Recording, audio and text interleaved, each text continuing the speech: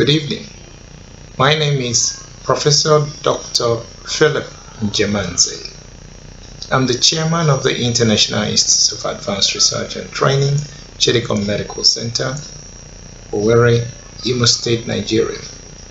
I'd like to talk to you about the COVID-19 pandemic and some of the unique observations and what could be very, very empowering for you to do on your own to protect yourself and your family from this pandemic.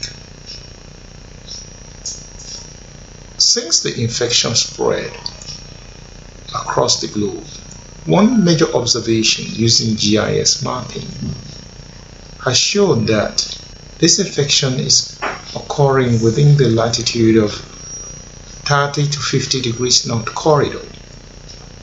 So this is consistent with a weather pattern.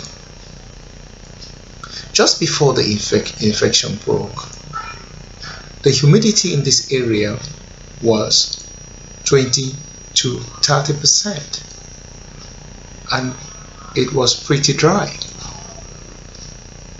And then, despite the geographic proximity of some of the regions and countries around China, with significant travel connections between them, there was unprecedented low infections in these countries south of China. This is pretty significant and tends to point to some role of weather in the spread of this infection.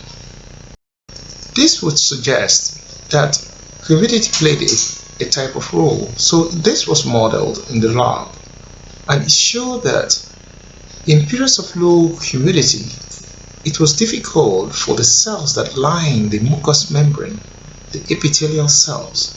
They have simple hairy-like cells that line and move pathogens in this area. So if the humidity is low, the mucus becomes very thick, and there was little or no movement of this cilia, as it's called. And this promoted the growth of pathogens. This is pretty significant.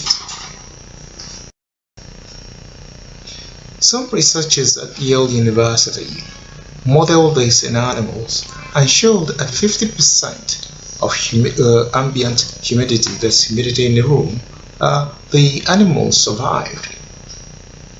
So what it means is to keep the humidity high. And how can we do this? In a simple way. It's just to put a low boiling point water, large pot, in the room, and it will humidify the dry air in the room, especially in those living in winter conditions.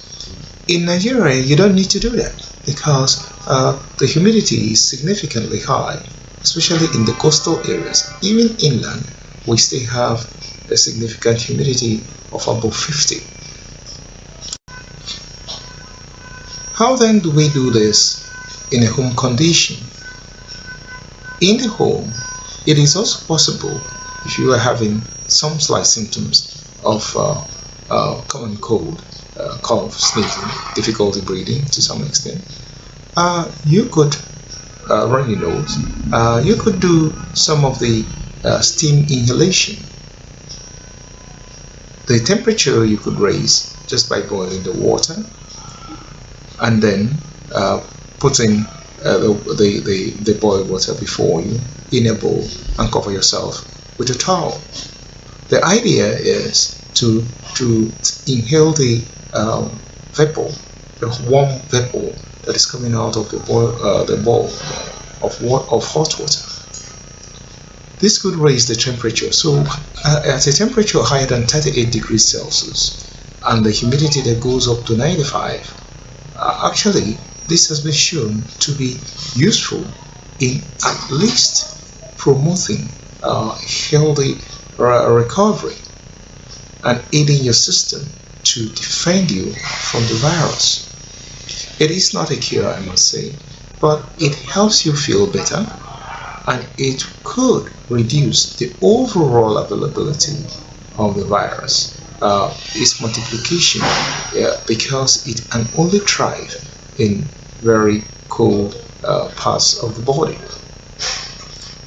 Overall, steam inhalation has been proven over the years to be a very useful home remedy and very, very easy to do. So one way you could help yourself, were you to be having any symptoms like runny nose, difficulty breathing, coughing, sneezing, and you suspect that you could have come across the virus, you could do some steam inhalation at home. And I must say, it is not a cure, but it will make you feel a lot better, and it will help you to some extent with some remedy at home. In the hospital setting, we can also do this with a rhino chemotherapy, and this is very simple. And we use this vaporizer. This is a German system which used to be used. Is still available in most centers. It heats up the water, and the steam and the vapor comes out here, and you breathe the steam. And this can also be done with a Remster.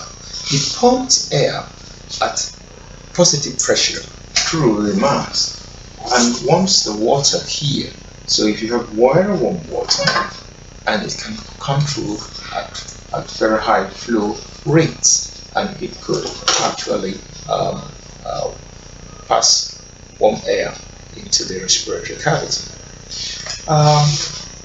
In most centers, especially in rural hospitals and even major hospitals, you have the oxygen tank with the humidifier. The problem with this is that the oxygen comes out cold, and when you put water, is not that warm. So probably this might not be very ideal for dealing with people with common cold symptoms, unless you find a way to actually make the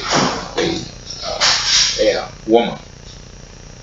So the combination of local increase in temperature and the raised humidity could be very useful in combating the effects of the virus in the body. So let's all go obey the instructions, listen to the instructions or the authorities are giving, but do some home remedy to help ourselves. Thank you very much for listening.